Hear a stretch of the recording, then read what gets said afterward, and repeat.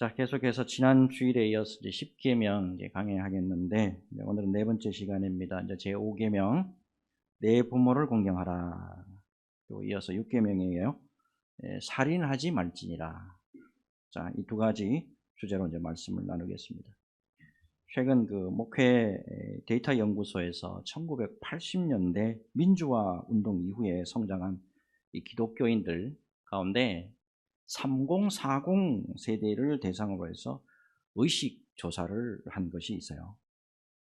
이 3040 세대, 앞으로 한국 교회를 이끌어갈 대세라는 점에서 그 의식 구조가 어떠냐, 상당히 흥미로울 수밖에 없죠. 한국 교회가 주목해야 할 이 3040 세대의 특징이 이렇게 조사가 됐습니다. 첫째, 깨어있는 시민 의식, 공적 가치 중요시. 둘째가 위계적, 수직적, 권위적인 문화 배척. 저는 이제 세 번째가 굉장히 조금 이렇게 마음에 와닿았던데, 연륜 있고 의지할 수 있는 목회자 선호. 넷째가 사역의 재량권 갖고 주도적 참여 원해.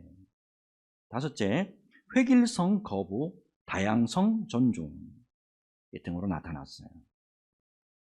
여러분, 한국 교회의 중추적인 역할을 할 이 3040 세대의 의식을 보면은 상당히 지금 예전에 비해서 깨어 있어요. 그리고 상당히 어느 정도 수준에 올라와 있다라는 걸 알 수가 있어요.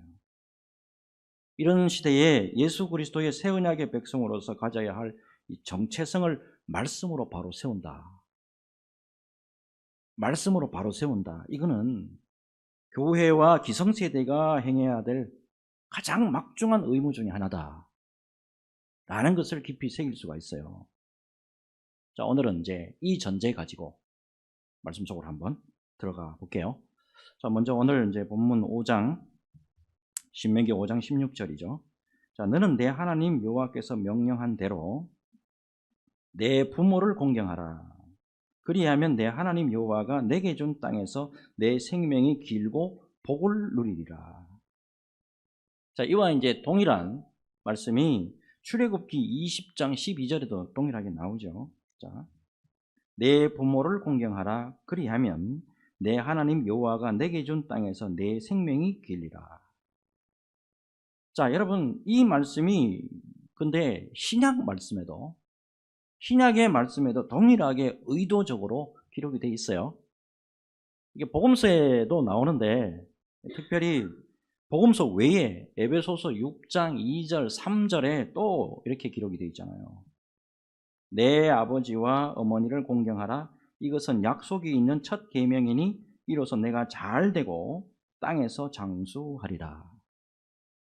자, 구약이든 신약이든 간에, 자, 부모, 곧 내 아버지 어머니를 공경하라, 이렇게 말씀하고 있단 말이에요. 자, 하나님께서 주신 10계명 가운데 제 5계명인데 특별히 잘 보십시오. 하나님과 관련된 4개의 계명이 앞에 있었잖아요. 1번에서 4번. 그 다음 바로 주신 말씀이 이 말씀이란 말이에요. 무엇보다도 하나님에 대한 계명 다음으로 이 말씀을 바로 주셨다. 그만큼 부모를 공경하는 것을 하나님께서 대단히 중요하게 여기신다라는 것을 직감할 수 있는 거예요. 자, 이제 좀 더 이제 상세히 말씀 좀 보겠습니다. 내 부모를 공경하라. 내 부모를 공경하라 해서 공경에 해당하는 헬라어가 뭐냐면 티마오입니다. 티마오. 이 티마오는 뭐냐면 존경한다, 대접한다, 경대한다라는 뜻을 가지고 있어요. 자, 근데 이 티마오에 해당하는 원래 히브리 원어가 또 있어요. 원래 이 히브리어가 뭐냐면 카베드예요. 카베드. 그럼 카베드 뜻이 뭐냐? 무겁게 여긴다, 비중 있게 생각한다, 중요하게 여긴다라는 의미예요. 그래서 제 5계명을 직역을 하면 이렇게 되는 거예요. 네 부모를 무겁게 여겨라. 그리고 네 부모를 비중 있게 생각해야만 한다. 네 부모를 중요하게 여겨야만 한다 라는 뜻이 되는 거예요. 특별히 히브리어 카베드가 나오는 구약 성경 보면 딱 4군데가 나와요. 4군데 나오는데 먼저 보면 잠언 3장 9절이죠. 내 재물과 내 소산의 처음 익은 열매로 여호와를 공경하라. 누구를 공경하라고요?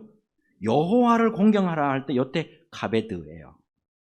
다음으로 이사야 24장 15절이죠. 그러므로 너희가 동방에서 여호와를 영화롭게 하며 바다 모든 섬에서 이스라엘의 하나님 여호와의 이름을 영화롭게 할 것이라. 여호와 하나님을 영화롭게 해야 한다라고 할 때도 카베드예요. 자, 지금까지 보면 하나님을 공경해야 되고 하나님을 영화롭게 해야 한다라고 할 때 단어가 카베드라는 글이 드러나죠. 자, 이어서 이제 부모에 대한 말씀으로 넘어오잖아요. 자, 오늘 본문 신명기 5장 16절, 출애굽기 20장 12절에 너 부모를 공경하라 할 때 이때 카베드다라는 거예요. 자, 결국에 카베드, 누군가를 공경하라고 할 때 대상이 오직 둘밖에 없는 거예요. 하나님과 부모. 이처럼 우리가 공경해야 될 대상이 오직 여호와 하나님 그리고 부모뿐이다라고 하는 사실은 무엇을 강조하는 걸까요? 여러분, 하나님을 공경하듯이 부모를 공경해야 한다 라고 하는 것이 제5계명으로 주어진 큰 목적 중에 하나다 이 말입니다. 자, 그래서 여러분, 부모님을 공경하고 존중하지 않을 때 아주 하나님의 말씀이 엄격한 거예요. 그럴 수밖에 없는 거예요. 자, 보세요. 신명기 27장 16절. 그의 부모를 경홀히 여기는 자는 저주를 받을 것이라 할 것이요 모든 백성은 아멘 할지니라. 이어서 출애굽기 21장 17절 이렇게 말씀이 기록되어 있습니다. 자기의 아버지나 어머니를 저주하는 자는 반드시 죽일지니라. 출애굽기 21장 15절에는 자기 아버지나 어머니를 치는 자는 반드시 죽일지니라 또 이렇게도 기록되어 있어요. 마지막으로 잠언 30장 17절 아비를 조롱하며 어미를 순종하기를 싫어하는 자의 눈은 골짜기의 까마귀에게 쪼이고 독수리 새끼에게 먹히리라. 부모 공경하지 않을 때 객사하게 되고요. 죽어도 누구 하나 돌봐줄 사람이 없을 것이다. 엄청난 말씀이에요. 하나님께서 얼마나 부모에 대한 공경을 강조하고 계신지 이게 분명히 드러나잖아요. 자, 무엇보다 이건 구약이고 신약으로 넘어와서 그렇다면 하나님의 아들 예수님이 당신의 부모에게 어떻게 행하셨냐는 거죠. 자, 누가복음 2장 51절. 예수께서 함께 내려가사 나사렛에 이르러 순종하여 받드시더라. 그 어머니는 이 모든 말을 마음에 두니라. 순종하여 받드시더라. 예수님께서 12살 때 유월절을 마치시고 예루살렘에 그대로 남아 있었는데 부모들이 알지 못했잖아요.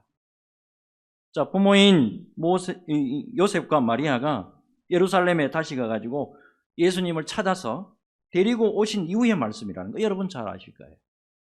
이때 예수님의 모습이에요. 순종하여 받드시더라. 하나님이 말씀하신 대로 티마오 그리고 카베드 모습 그대로예요.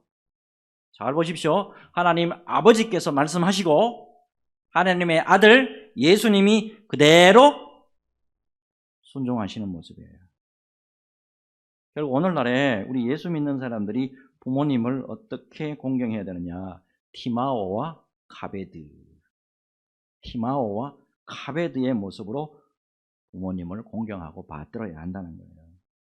특별히 여러분, 이 카베드 여기에 한 가지 더 중요한 말씀이 포함되어 있습니다.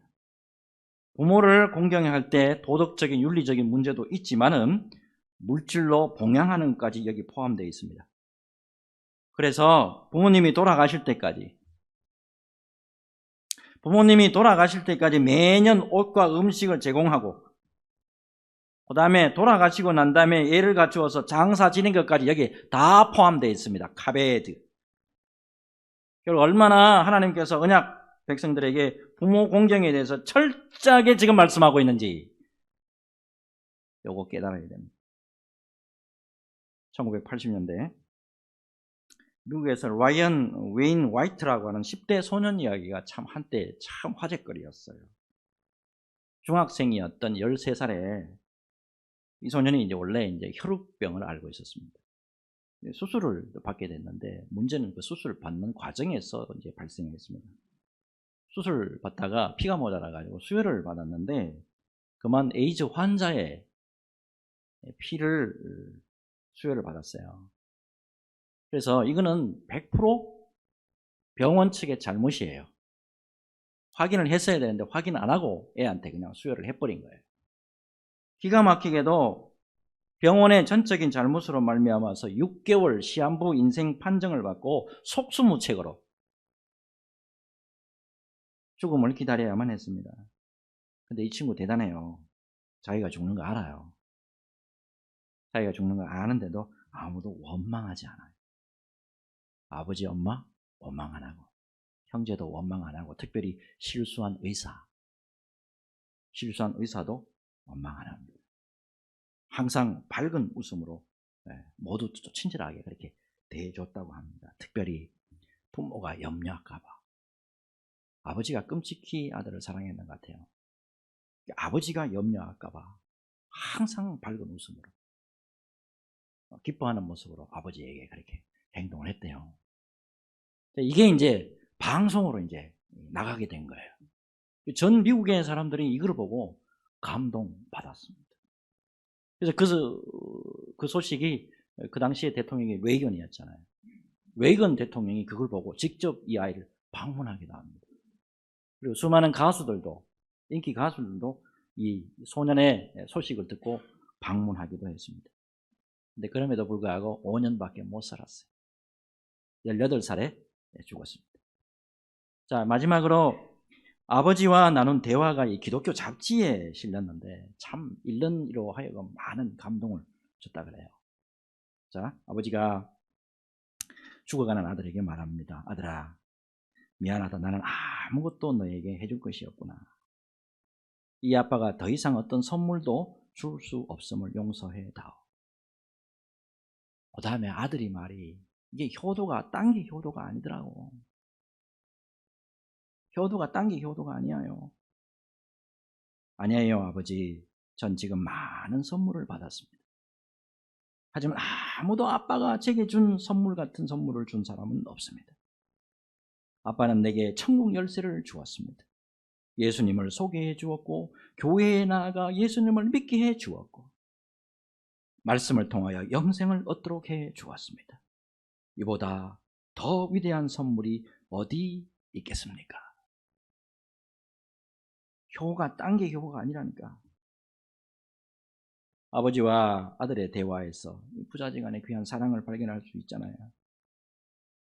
말씀 준비하면서 이 땅에 당신의 하나밖에 없는 외아들을 은혜로 보내주신 우리 아버지 하나님, 그리고 자기 몸을 나 같은 죄인을 위해서 아낌없이 내어주신 하나님의 아들의 사랑의 모습, 이게 오버랩이 되면서 사랑이 뭔가, 사랑이 뭔가 다시 한번 깨달아지더라.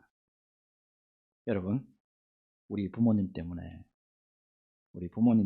우리가 이 땅에 태어날 수가 있었고, 그분들의 사랑으로, 그분들의 은혜와 그분들의 기도 때문에 오늘까지 생명을 유지해 올 수 있었어요. 오늘 하나님이 주신 말씀처럼, 그리고 예수님이 행하신 것처럼 우리의 부모님들에게 티마오와 카베드의 모습으로 부모님에게 공경을 실천하면서 주님 앞에 영광을 올려드리는 저와 여러분들의 삶이 되어야 될 줄로 믿습니다. 무엇보다도 구원받은 백성으로서 말씀을 신실하게 준행하는 믿음의 종들 다 되시기를 예수 그리스도 이름으로 축복합니다. 이제 다음 말씀 넘어가겠는데 이게 이제 심각한 거예요. 17절 보면 살인하지 말지니라 그랬습니다. 자, 영어로 보면 You shall not murder. You shall not murder 이렇게 돼 있단 말이에요. 자, 출애굽기 20장 13절 말씀 보면 살인하지 말라 동일한 기록이 돼 있어요. 자, 근데 여러분 뭐 경건하게 예수를 믿는 사람들 이 6번째 계명 뭐 별로 큰 관심이 가지 않아요. 왜냐하면 실제로 뭐 사람 죽이고 살인하는 경우는 뭐 거의 없기 때문에 그렇잖아요. 근데 여러분 21세기 현대를 사는 우리가 사실 여러 가지로 보아서 살인과 직간접적으로 굉장히 밀접하게 연관되어 있다고 하는 사실을 깨달으셔야 됩니다. 지금부터 제가 질문을 드려볼게요. 만약에 전쟁이 일어났습니다. 전쟁이 정당한 전쟁이에요. 북한이 쳐들어왔습니다. 자, 그러면 저걸 그러면 얼마든지 그냥 막 죽여도 됩니까? 정당한 전쟁인데 막 살인해도 돼요? 그 다음에 낙태. 대부분 기독교인들이 낙태 살인 행위라고 생각하죠.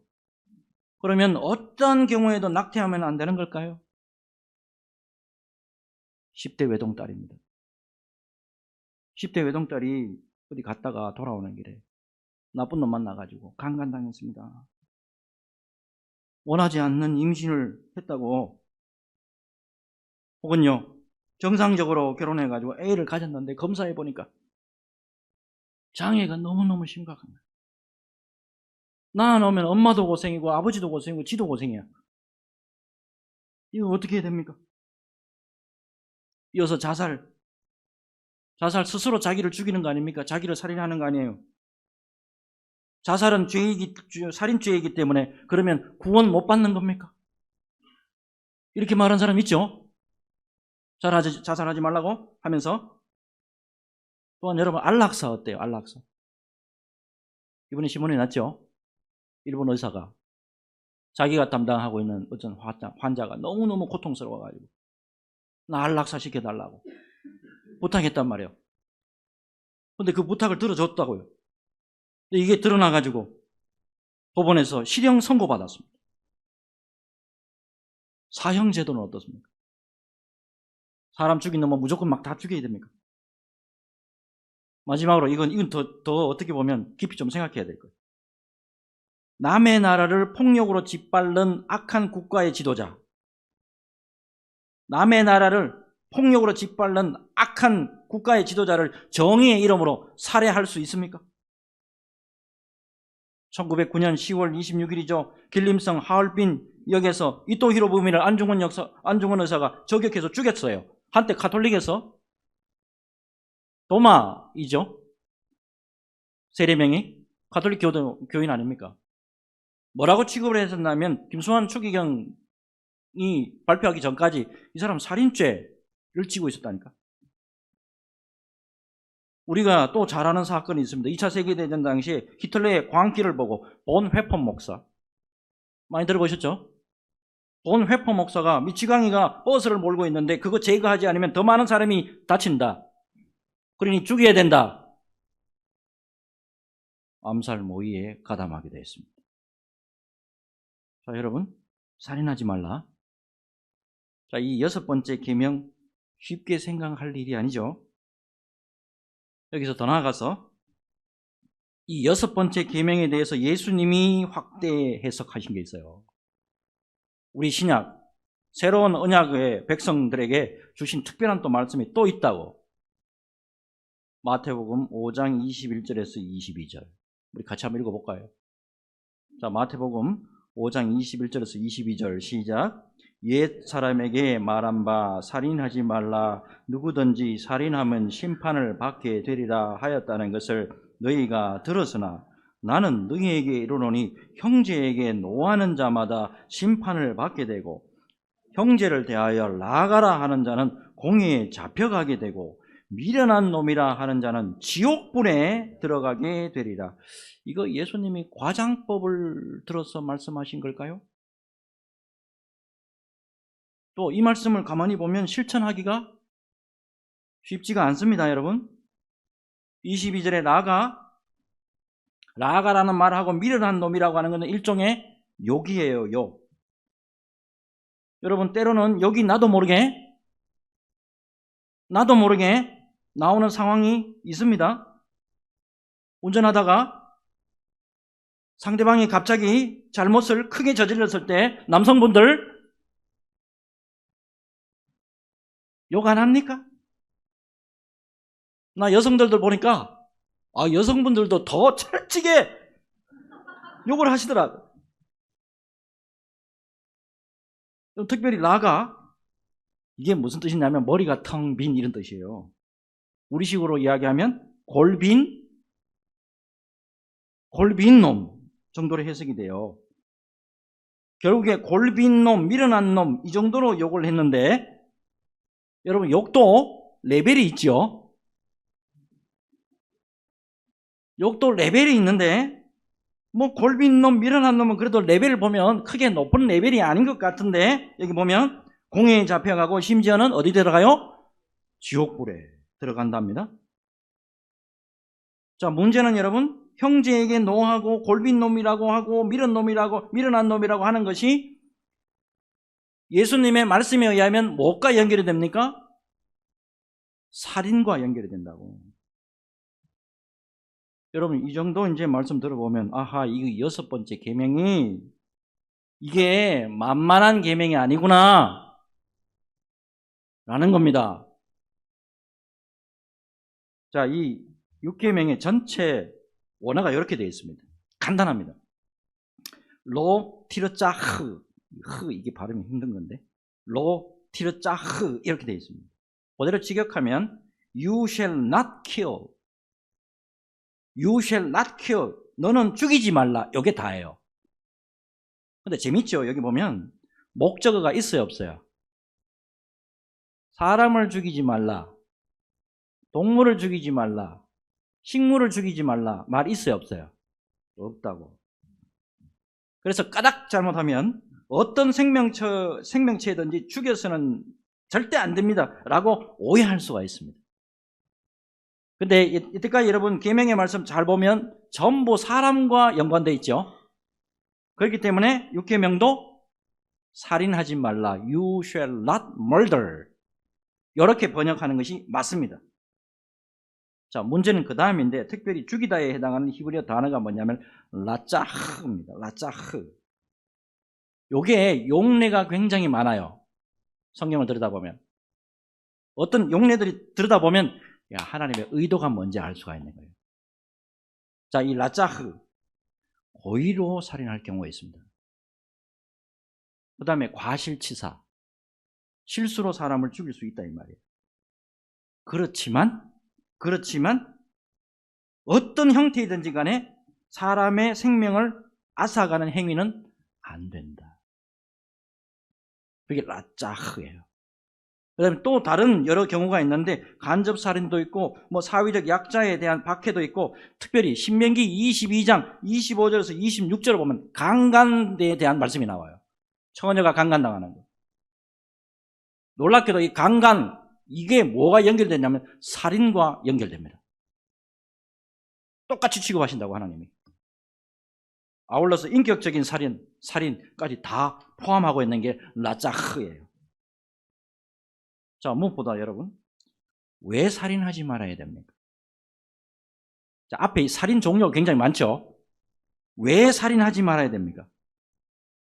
자, 같이 읽겠습니다. 창세기 9장 4절에서 6절 말씀이죠. 같이 읽습니다. 시작. 그러나 고기를 그 생명되는 피째 먹지 말 것이니라. 내가 반드시 너희의 피 곧 너희의 생명의 피를 찾으리니, 짐승이면 그 짐승에게서, 사람이나 사람의 형제면 그에게서 그의 생명을 찾으리라.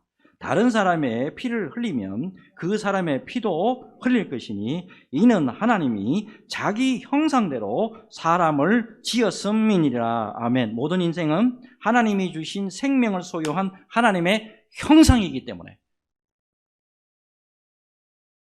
살인하면 안 되는 거예요.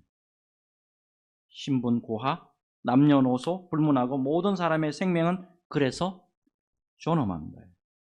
따라서 당연히 이에 합당한 보호를 받아야 되고 보호를 해 줘야 되는 거예요. 지금까지 간단하게 이렇게 살인하지 말라, 이 기본적인 문제를 다뤘어요. 자, 근데 여러분, 이 6계명이 예수 그리스도와 깊은 연관이 있다는 것을 깨달으셔야 됩니다. 자, 이 6계명이 예수님과 어떻게 연결되어 있느냐. 자, 요한일서 3장 11절에서 16절인데 제가 11절부터 15절까지 읽고 16절은 여러분하고 저하고 같이 읽겠습니다. 잘 보십시오. 우리는 서로 사랑할지니 이는 너희가 처음부터 들은 소식이라. 가인같이 하지 말라. 그는 악한 자에게 속하여 그 아우를 죽였으니 어떤 이유로 죽였느냐?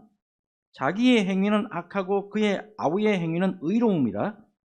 형제들아, 세상이 너희를 미워하여도 이상히 여기지 말라. 우리는 형제를 사랑함으로 사망에서 옮겨 생명으로 들어간 줄 알거니와 사랑하지 아니하는 자는 사망에 머물러 있느니라. 그 형제를 미워하는 자마다 살인하는 자니 살인하는 자마다 영생이 그 속에 거하지 아니하는 것을 너희가 아는 바라. 16절 시작. 그가 우리를 위하여 목숨을 버리셨으니 우리가 이로써 사랑을 알고 우리도 형제들을 위하여 목숨을 버리는 것이 마땅하니라. 아멘. 잘 보세요. 형제를 죽인 가인하고 또 무고하게 희생양으로서 살인을 당한 예수님이 비교됩니다. 유대인들은 분명히 살인하지 말라라고 하는 6계명이 있다는 걸 알았어요. 근데 살인하지 말라라고 하는 계명을 어기고 예수 그리스도를 무참하게 살해합니다. 하지만 놀랍게도 무참하게 살해당했으면서도 예수님은 자신을 십자가의 죽음으로 내몬 이들을 미워하지 않았습니다. 저주하지 않았습니다. 뭐라고 말씀하시죠? 아버지여, 저들의 죄를 용서하여 주옵소서. 저들은 자기들이 하는 일을 알지 못하나이다. 저들을 용서해 주셨다. 그뿐만 아니고 예수님은 이들을 위해서 자기의 생명마저 내어 주어버렸다. 여러분, 예수님이 왜 형제에게 노하거나 욕하거나 하는 자는 지옥불에 들어가는 심판을 받을 것이다, 왜 그렇게 말씀하셨는가? 여러분, 잘 깨달으셔야 됩니다. 예수님은 자신을 살해한 이들의 죄를 용서했을 뿐만 아니고 그 사람들을 위해서, 놀랍게도 그 사람들을 위해서 생명을 내놓으실 만큼 세상의 사람들을 사랑하셨단 말이에요. 요한복음 13장 1절을 보면 끝까지 사랑하시니라. 끝까지 사랑하시니라. 무엇보다도 내가 너희를 사랑한 것 같이, 내가 너희를 어떻게 사랑했는지 너희들 다 알지. 그러므로 서로 사랑하고, 더 나아가서 원수도 사랑하라 말씀하셨단 말이에요. 그렇기 때문에 여러분, 함부로 형제에게 노하고 골빈놈이라고 욕하고 영혼살인하고 인격적인 살인 이거 못하는 거예요. 이거는. 마지막으로 여러분, 살인하지 말라 이 계명을 잘 적용한 한 케이스가 있어요. 특별히 낙태하고 관련돼 가지고 귀한 은혜로 잘 실천한 분 소개하면서 제가 말씀을 마치도록 하겠습니다. 네팔 선교지에 있었던 실화입니다. 아주 예수를 신실하게 잘 믿는 부부예요. 아이를 임신을 했는데 아이를 어렵게 임신했는데 알고 보니까 무뇌증 아이예요. 뇌가 없어. 이 문외아는요, 특히 태어나더라도 몇 시간 안에 죽는데요.